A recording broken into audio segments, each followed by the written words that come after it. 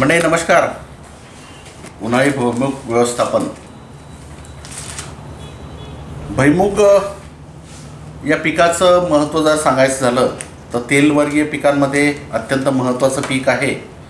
याच्यामध्ये तेलाचं प्रमाण खूप जास्त आहे. आज आपण जर आपल्या भारताचे एकंदरीत स्थिती पाहिली तर तेलबिया पिकांमध्ये आपलं उत्पादकता कमी असल्यामुळं आपल्याला मोठ्या प्रमाणात तेलाची आयात करावी लागते आणि त्यामुळं खूप मोठं परकीय चलन आपल्याला लागते. त्यामुळे एक महत्त्वाचं पीक म्हणून याला आपण स्थान दिलेलं आहे. तसंच भुईमूग हे खरीप, रब्बी आणि उन्हाळी असं तिन्ही हंगामामध्ये आपण घेऊ शकतो. हे पीक फेरपालट करण्यासाठी आंतरपीक म्हणून सुद्धा योग्य पीक आहे. खूप चांगलं पीक आहे. तर मंडळी, सगळ्यात पहिले आपण उन्हाळी भुईमुगाचा कालावधी पाहूया. पेरणीचा किंवा लागवडीचा कालावधी. तर मी पूर्वी सांगितलं तसं 15 जानेवारी ते 15 फेब्रुवारी हा काळ भुईमूग पेरणीसाठी किंवा लागवडीसाठी उत्तम काळ समजला जातो. पण त्यातल्या त्यात मी असं म्हणेल की 20 जानेवारी ते 5 फेब्रुवारी म्हणजे हे जे 15 दिवस आहे हे अत्यंत योग्य मानल्या जातात की ज्यामध्ये या कालावधीमध्ये पेरणी केल्यानंतर त्याला योग्य हवामान मिळते. याच्यामध्ये उशिरा जर पेरणी झाली तर तापमान वाढते आणि तापमान वाढल्यामुळं तुमचं तिथे उत्पादन घट होते. उशिरा तर पेरणी नकोच. मला असं वाटतं की 15 फेब्रुवारीनंतर मग तुम्ही भुईमुगाचा विषय सोडून द्यायचा. दुसरं तुमचं मूग, उन्हाळी मूग किंवा उन्हाळी तीळ वगैरे घेऊ शकता. कारण या पिकाला खर्च हा खूप लागतो. बियाणं जास्त लागते, खतही जास्त लागतात, मायक्रोन्यूट्रिएंट लागतात, फवारे लागतात. मग अवेळी पेरणी करून हे पीक घेतल्यापेक्षा मग दुसऱ्या पिकाचा पर्याय निवडलेला बरा. त्यामुळं उशिरा पेरणी तर बिलकुल करू नये. तापमान कमी जर असेल म्हणजे थंडी जास्त असेल तर पेरणी जर केली तर उगवण व्हायला थोडासा याला उशीर लागतो. ते आपण समजू शकतो. ते कोणत्याही पिकामध्ये होते. पण त्यानुसार आपण जर नियोजन केलं साधारणतः 20 जानेवारी ते 5 फेब्रुवारी हा कालावधी मला असं वाटतं का हा अत्यंत योग्य कालावधी पेरणीसाठी आहे. आता आपण जातींचा विचार करू. जातींबद्दल माहिती देण्यापूर्वी मला असं सांगावंसं वाटते की भुईमुगामध्ये फार मोठं काम खाजगी कंपन्यांमध्ये किंवा विद्यापीठामध्ये किंवा संशोधन केंद्रांमध्ये फार मोठं काम न झाल्यामुळं थोडंसं आपल्याला जे बियाण्यांचं किंवा जातींचं ज्या चॉईस असतात, ज्या निवड आपल्याला पाहिजे तेवढ्या निवडी फार जास्त नाही आहे. त्यातही दुसरी गोष्ट म्हणजे जी सगळ्यात जास्त चालणारी जात आहे TAG 24 टॅग 24. तर या जातीचं बियाणंसुद्धा ज्याला आपण अनुवंशिक शुद्धता जी म्हणतो, जिनॅटिक प्युरिटी, तर जिनॅटिक प्युरिटीमध्ये सुद्धा खूप मोठा फरक पडतोय. बऱ्याच वर्षापासून चालत आलेली आणि शेतकऱ्यांमध्ये अत्यंत लोकप्रिय ही जात आहे TAG 24. पण याच्या बियाण्यांच्या जिनॅटिक प्युरिटी ज्याला म्हणतो आपण, अनुवंशिक गुणधर्म पाहिजे तेवढे चांगले मिळत नसल्यामुळं या जातीमध्ये सुद्धा आपल्याला उत्पादकता कमी झालेली दिसते. तर पहिला पर्याय आपल्याला तोच TAG 24 हा बहुतांश क्षेत्रामध्ये खूप मोठ्या प्रमाणात लागते. याचा कालावधी 110 दिवस आहे. उपट्या जाती ज्या आहेत, मी ज्या जाती सांगतोय त्या उपट्या जाती आहे. TAG 24 आहे. TG 26 ही एक जात आहे. साधारणतः हिचासुद्धा कालावधी 110 दिवसाचा आहे. बारीक शेंगाची थोडी जात आहे ही. त्यानंतर TG 37 37 ही सुद्धा 100 ते 110 दिवसाची जात आहे. आणि TG 51 51 ही साधारणतः ही थोडी अर्ली येणारी जात म्हणजे 95 दिवसात मॅच्युरिटी येणारी जात आहे TG 51. या सिरीज टीची सिरीज जी आहे ह्या उपट्या जाती साधारणतः 51 जर सोडलं तर बाकी जाती ज्या आहेत ह्या 110 दिवसाचा किंवा 110 ते 115 दिवस. आता हा जो कालावधी आहे हा दिवसात सांगण्याऐवजी इथे 5-10 दिवस मागे पुढे होतात. जर तापमानामध्ये किंवा वातावरणामध्ये फरक जर पडला तर परिपक्वतेला 5-10 दिवस मागे पुढे होऊ शकतात. तर ह्या प्रामुख्यानं उन्हाळ्या हंगामामध्ये चालणाऱ्या किंवा उन्हाळी हंगामामध्ये घेतल्या जाणाऱ्या या जाती आहेत। याच्या आधी SB11 आणि JS26 या जुन्या जाती झाल्या। याची उत्पादकता आता पाहिजे तशी राहिलेली नाही, पण तरीसुद्धा काही शेतकरी या जातींची पेरणी करतात। त्यासाठी तुम्हाला माहितीस्तव सांगतो, SB11, SB11 आणि JS26 याच्या व्यतिरिक्त म्हणजे ह्या ज्या जाती सांगितल्या मी तुम्हाला सगळ्या TAG24, TG26, TG37, TG51 आणि SB11 आणि JL26, तर ह्या सगळ्या विद्यापीठाच्या शिफारसीत जाती आहे। याच्या व्यतिरिक्त काही खाजगी कंपन्यांमध्ये सुद्धा वेस्टर्न, जसं वेस्टर्न कंपनीचं बॉम्बे 44 नावाची एक जात आहे उन्हाळी भुईमुगामध्ये। परत वेस्टर्न कंपनीची 51 नंबरची एक जात आहे।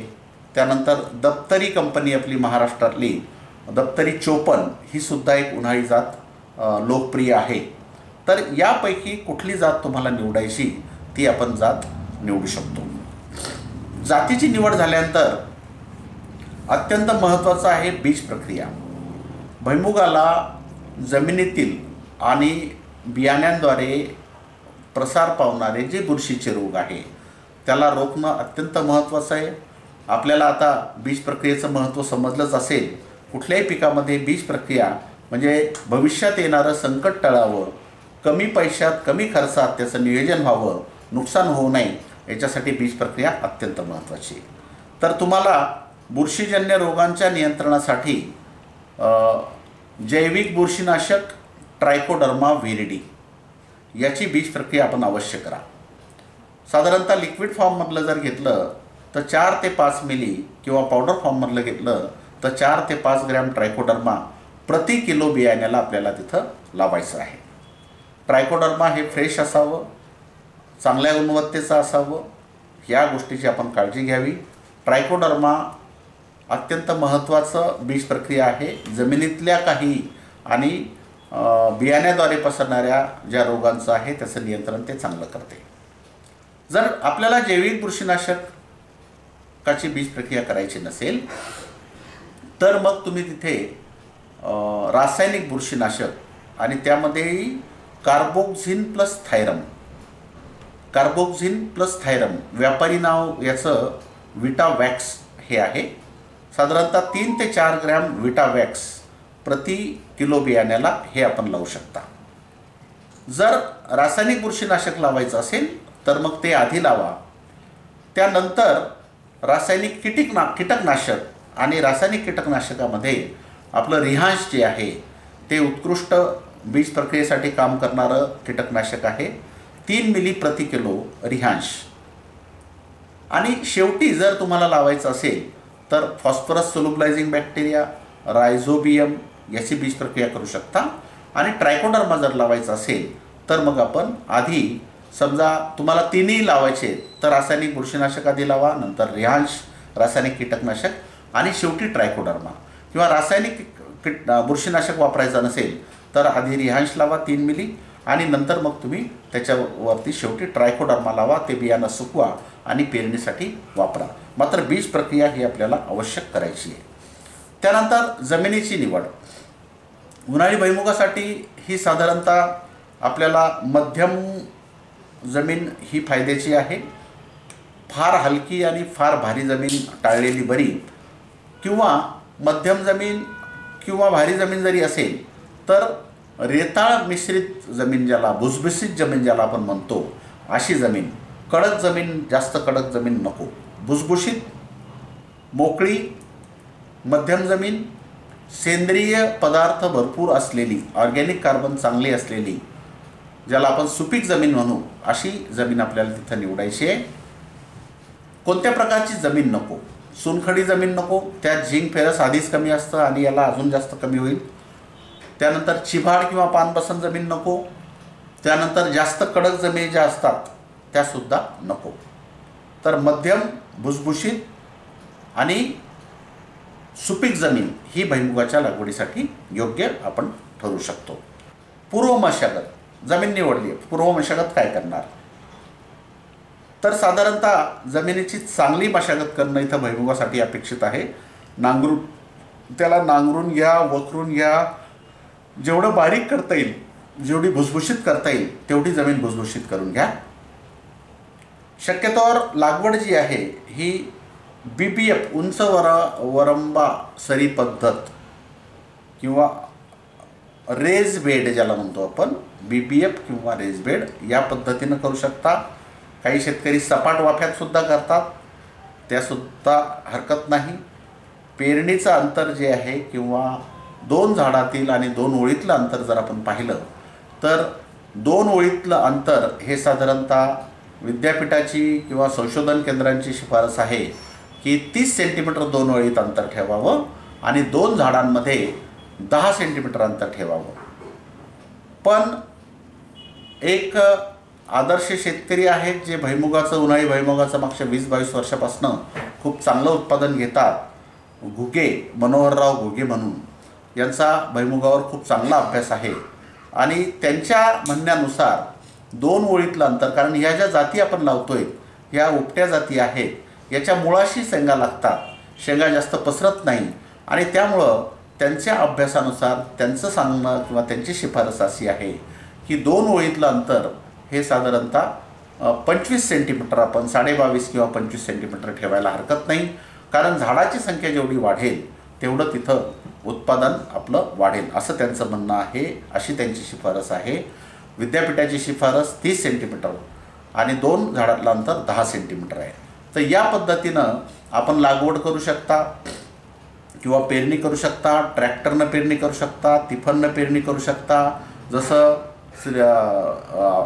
श्री मधुकरराव घुगे सर म्हणतात की 2 ओळीतलं अंतर कमी करायचं, तसेसुद्धा आपण तिफनमध्ये ॲडजस्टमेंट 25 सेंटीमीटरची ॲडजस्टमेंट करू शकतो. आणि पेरणी करताना साधारणतः किमान 40 किलो एकरी बियाणं आपल्याला वापरायचं आहे. किमान कमीत कमी 40 किलो. त्याच्यापेक्षा पुढे तुम्ही 50 किलोत गेला तरी काही हरकत नाही. आणि जर तुम्ही हे 22.5 किंवा 25 सेंटीमीटर 2 ओळीतलं अंतर ठेवलं आणि लागवड जर केली, दाणे जर टोब्यू जर आपण लागवड केली किंवा प्लॅन्टर जे असतं त्याच्यामध्ये साधारणतः 8 ते 10 सेंटीमीटरचं जर आपण 2 झाडातलं अंतर ठेवलं, मग तुम्हाला लागवड पद्धतीनं दाट लागवड करून जवळपास 80 किलोपर्यंतसुद्धा आपल्याला बियाणं लागू शकतं. घुगे सरांचं असं म्हणणं आहे की मी स्वतः 80 किलो बियाणं एकरी वापरतो, झाडाची संख्या वाढवतो आणि त्यामुळं मला उत्पादन हे खूप चांगलं येतं, उत्पादन माझं वाढतं आहे. पेरणी किंवा लागवड करताना आपण जेव्हा जमीन तयार करू तेव्हा नांगरून घ्या, त्याला वखरून घ्या, बारीक एकदम करा, भुसभुशीत जमीन झाली पाहिजे. त्यानंतर साधारणतः 8 तास आपल्याला स्प्रिंकलरनं चांगलं पाणी तिथं द्यायचं आहे किंवा पट पाणी देऊन, चांगलं पाणी देऊन जमिनीला थंड करायचं आहे. ते झाल्यानंतर त्याच्यामध्ये अत्यंत महत्त्वाचं ट्रायकोडर्मा, साधारणतः चांगल्या गुणवत्तेचा फ्रेश ट्रायकोडर्मा 4 किलो आणि सुडोमोनॉस हे सुद्धा एक जीवाणू आहे, जैविक बुरशीनाशक आहे. ट्रायकोडर्मा 4 किलो आणि सुडोमोनॉस 2 किलो हे पेरणीच्या 15 दिवस आधीच थोड्याशा शेणखतामध्ये मिक्स करून ठेवा आणि हे तुम्ही ज्या दिवशी पेरणी करायची त्याच्या आदल्या दिवशी 8 तास चांगलं भिजवल्यानंतर ते ट्रायकोडर्मा मिश्रित शेणखत जे आहे ते सगळ्या शेतात फेकून द्या, वखरून घ्या. तुम्हाला सुडोमोनॉस नाही मिळायला हरकत नाही, पण ट्रायकोडर्मा तरी आपल्याला फ्रेश आणि चांगल्या गुणवत्तेचा एकरी 4 किलो ट्रायकोडर्मा हा आपल्याला नक्की पेरणीच्या आधीच जमिनीत ओलावा असताना मिसळून द्यायचा आहे. याच्यासोबतच पेरणीच्या आधी तुम्हाला जिप्सम जर आपल्याला उपलब्ध झालं तर साधारणतः 100 ते 200 किलो जिप्सम एकरी हे सुद्धा पेरणीच्या आधी तुम्ही याचं ब्रॉडकास्टिंग म्हणजे फेकू शकता. हे तुम्ही ट्रायकोडर्मा मिश्रित शेणखतामध्ये जिप्सम किंवा एकमेकात मिसळवलं तरी हरकत नाही, ते आपण टाकू शकतो. मग नाही जिप्सम मिळालं तर मग तुम्ही तिथं सिंगल सुपर फॉस्फेट एकरी 4 बॅग हे पेरणीच्या आधीच फेकून द्या. सिंगल सुपर फॉस्फेटमध्ये सुद्धा फॉस्फरस सोबतच कॅल्शियम आणि सल्फर असते, त्यामुळे 3-4 बॅग सुपर फॉस्फेट तुम्ही 4 बॅग एकरी फेकून देऊ शकता जर जिप्सम नाही मिळालं तर. किंवा मग कॅल्शियम नायट्रेट घ्या तुम्ही 20 किलो सल्फर WD आपलं सल्फर दाणेदार घ्या आणि ते शेणखतात मिक्स करा, ट्रायकोडर्मा मिक्स करा आणि ते फेकून द्या. तर या 2-3 पैकी जे म्हणजे जिप्सम किंवा सुपर फॉस्फेट किंवा कॅल्शियम आणि सल्फर हे आपल्याला यापैकी काही ना काहीतरी 3 पैकी जे जमेल पहिली प्रायोरिटी जिप्समला आहे, दुसरी सुपर फॉस्फेटला, तिसरी 20 किलो कॅल्शियम नायट्रेट, 10 ते 20 किलो सल्फर दाणेदार याला हे शेणखतात मिक्स करून आपल्याला टाकून द्यायचं आहे. आणि हे फेकल्यानंतर मग तुम्हाला म्हणजे आधी स्प्रिंकलर चालवलं, तुम्ही वखरून घेतलं आणि नंतर किंवा वखरायच्या आधीच तुम्ही हे फेकून द्या. वखरून घ्या, नंतर वखर तुमचा उलटा ठेवून त्याला सपाट करून घ्या. आणि नंतर जर तुम्हाला पेरणी करायची असेल तर ट्रॅक्टरनं 2 ओळीतलं अंतर बरोबर ॲडजस्ट करून किंवा बैल तिफांनं 2 ओळीतला अंतर ॲडजस्ट करून नंतर तुम्ही तिथे पेरणी एकतर करू शकता. सोबतच त्याच्या तुम्हाला रासायनिक खत NPK आणि दुसरं म्हणजे मायक्रोन्यूट्रिएंट हे सुद्धा तुम्हाला पेरणीसोबत द्यायचे. जर तुम्हाला लागवड करायची असेल तर जे पेरणी यंत्र आहे तर त्या एका पेरणी यंत्राच्या एका बॉक्समध्ये रासायनिक खत टाकू शकतो आपण आणि दुसऱ्या बॉक्समधून जे इतर घटक आपल्याला भुईमुगासाठी अत्यंत महत्त्वाचे ते आपण देऊ शकतो. तर पेरणीसोबत आपल्याला काय काय द्यायचं आहे. जर रासायनिक खतं जर आपण म्हटलात तर 10-26-26 जे आहे हे साधारणतः 2 बॅग, 1 ते 2 बॅग. सोबत सुपर फॉस्फेट जर आधी तुम्ही दिलं नसेल तर मग 3 बॅग सुपर फॉस्फेट. पण आधी जर सुपर फॉस्फेट दिलं असेल तर मग तिथे 1-1.5 बॅग जरी सुपर फॉस्फेट दिलं तरी चालेल. आणि पोटॅश साधारणतः अर्धी ते 1 बॅग म्युरेट ऑफ पोटॅश हे झालं NPK. याच्यासोबत अत्यंत महत्त्वाचं जे मी तुम्हाला आधी सांगितलं की दुय्यम अन्नद्रव्य आणि सूक्ष्म अन्नद्रव्यसुद्धा फार महत्त्वाचे आहे भुईमुगाला. तर याच्यासोबत आपल्याला रायझर जी अत्यंत महत्त्वाचं भुईमुगासाठी अमृत ज्याला मानलं जातं 10 किलो रायझर जी आपल्याला पेरणीसोबत आणि त्याच्यानंतर जसं शक्य होईल तसं 1-2 वेळेस जर वापरलं तर अजून तुम्हाला रायझरचा खूप मोठा फायदा होतो. 10 किलो रायझर जी. याच्यासोबत सल्फर दाणेदार जर तुम्ही आधी वापरलं नसेल तर 10 किलो सल्फर द्या. Ferrous sulphate FeSO4 ferrous sulphate 10 kilo, zinc sulphate 10 kilo, borax 2 kilo. किंवा आता हे सल्फेट फॉर्ममधलं जर आपल्याला द्यायचं नसेल तर रायझरजी 10 किलो, सल्फर दाणेदार 10 किलो, झिंक EDTA अर्धा किलो, फेरस EDTA अर्धा किलो आणि बोरॉन अर्धा किलो, बोरॉन 20% अर्धा किलो. हे सगळं तुम्ही रायझर आणि सल्फरमध्ये मिक्स करून हे एकतर पेरून द्या किंवा शेतात फेकून द्या. आणि रासायनिक खत हे पेरणीसोबत द्या. म्हणजे पेरणीसोबत तुम्हाला NPK, कॅल्शियम, मॅग्नेशियम, सल्फर आणि मायक्रोन्यूट्रिएंट जे जे आवश्यक आहे हे सगळं पेरणीसोबत देणं अत्यंत महत्त्वाचं आहे. शक्यतोवर युरियाचा वापर करू नका. अमोनियम सल्फेट तिथं वापरा. इतर युरियाचा मात्र वापर तिथे टाळलेला बरा. तर या पद्धतीनं आपण खत पेरून देणे, इतर अन्नद्रव्य देणे आणि हे दिल्यानंतर एकतर लागवड करा 30 सेंटीमीटर बाय 8 ते 10 सेंटीमीटर किंवा पेरणी करताना खत सोबत पेरा. बाकीचे अन्नद्रव्य हे फेकून द्या. आणि त्यानंतर पेरणी झाल्यानंतर संध्याकाळी हलकं 1 ते 1.5 तास पाणी द्यायचं आहे. त्या दिवशी पेरणी झालेल्या दिवशी संध्याकाळी स्प्रिंकलरनं हलकं पाणी 1-1.5 तास द्यायचं आहे. उगवण त्या दिवशी पेरणी झालेल्या दिवशी संध्याकाळी स्प्रिंकलरनं हलकं पाणी 1-1.5 तास द्यायचं आहे. उगवण साधारणतः 7-8 दिवस त्याला भुईमुगाला लागतील. त्या दरम्यान 2 किंवा 3 पाणी गरजेनुसार जमिनीच्या मकदुरानुसार उगवण होईपर्यंत 2 किंवा 3 पाणी आपल्याला परत तिथं द्यायचे. आणि एकदा उगवण झाली की भुईमुगाला अत्यंत महत्त्वाचं आहे ताण देणं. उगवण झाल्यानंतर तर फूल लागेपर्यंत किंवा जमिनीच्या मकदुरानुसार जर जास्त लवकरच ताण बसला तर मग फूल लागायची वाट आपल्याला पाहता येणार नाही. तर एकदा सगळी पूर्ण उगवण होईपर्यंत पाणी द्या आणि पूर्ण उगवण झाल्यानंतर त्याला 15 ते 20 दिवसाचा साधारणतः ताण द्या. आऱ्या सुटेपर्यंत किंवा फूल लागेपर्यंत जर आपण त्याला ताण दिला जमिनीनुसार, आपण तसं दिवसात सांगणंही फार योग्य नाही, पण जमिनीनुसार त्याला जर ताण दिला तर त्याच्या आऱ्या घुसायला मदत होते आणि उत्पादनात तिथे खूप चांगली वाढ होते. त्यामुळं पूर्ण उगवण झाल्यानंतर 15 ते 20 दिवसाचा ताण जमिनीनुसार आपल्याला तिथे द्यायचा आहे. आणि त्याच्यानंतर मग आपल्याला जे आहे ते नंतर पाणी द्यायचं. आणि पाणी दिल्यानंतर साधारणतः आऱ्या लागायला लागल्यानंतर ताण दिल्यानंतर पाणी दिलं आणि पाणी दिल्यानंतर म्हणजे मध्ये काय करायचं, पूर्ण उगवण झाली की पाणी बंद करायचं. मग त्यामध्ये तुम्ही डवरणी करू शकता, म्हणजे कोळपणी करू शकता, निंदन 1-2 जर तुम्हाला करायची तर ते सुद्धा करू शकता. आणि ते सगळं झाल्यानंतर जमीन भुसभुशीत ठेवून आणि नंतर मग आपल्याला चांगला ताण बसल्यानंतर मग पाणी फ्लोरा अवस्थेमध्ये किंवा आऱ्या सुटायला लागल्या की पाणी द्यायचं. आणि पाणी दिल्यानंतर मातीची भर तिथे द्यायची.